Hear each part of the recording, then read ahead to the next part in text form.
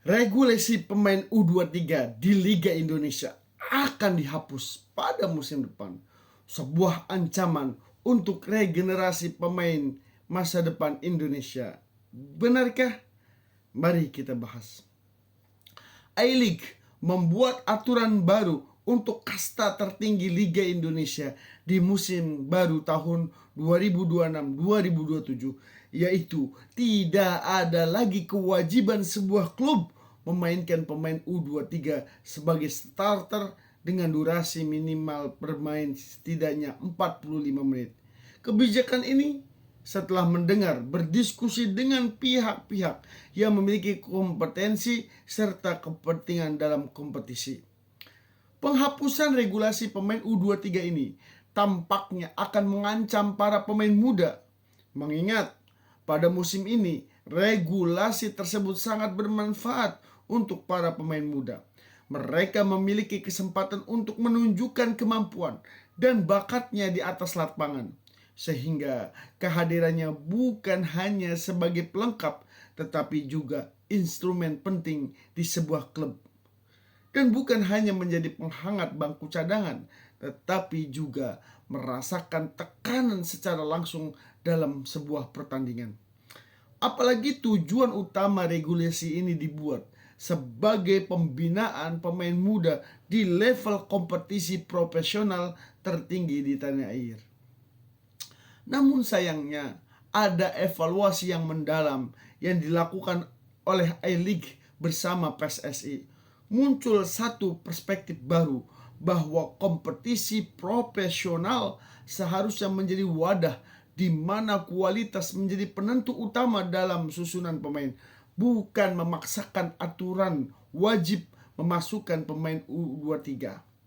Dengan dihapusnya regulasi ini, I-League ingin mengembalikan marwah kompetisi sebagai ajang adu taktik, adu strategi, dan juga memainkan pemain yang memiliki kualitas tertinggi, di mana tidak melihat usia atau umur. Yang terpenting, bisa membuktikan diri bahwa ia layak masuk ke starting line up berdasarkan performa di sesi latihan dan kebutuhan skema tim.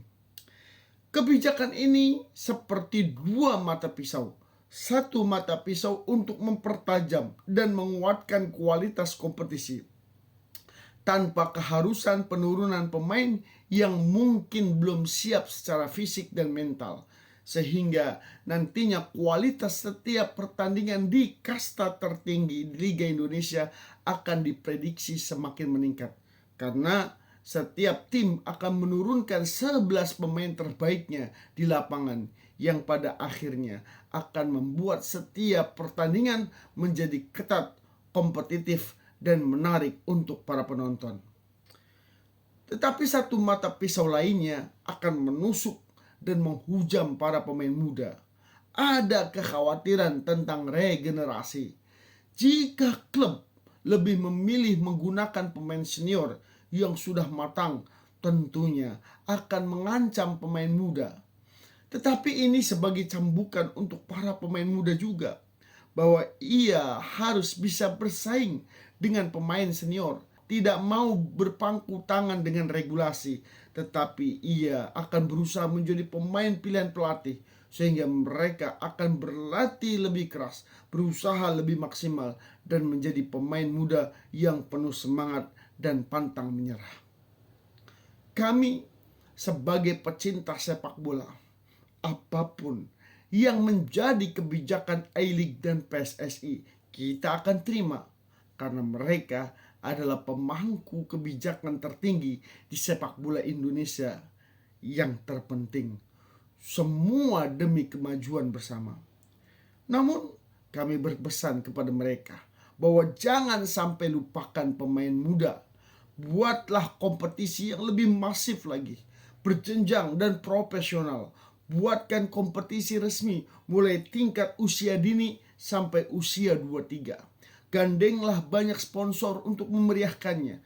Jika iklim kompetisi para pemain muda meningkat, maka wadah pemain muda untuk mengembangkan bakatnya akan terus terasah, dan pelatih timnas usia muda pun tidak usah pusing-pusing lagi mencari pemain, karena bibit pemain sudah tersedia dan tercipta di kompetisi resmi PSSI.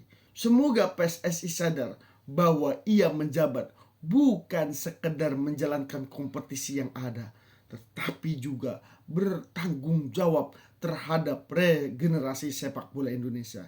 Kita nantikan gebrakan apa yang dilakukan oleh PSSI untuk para pemain muda.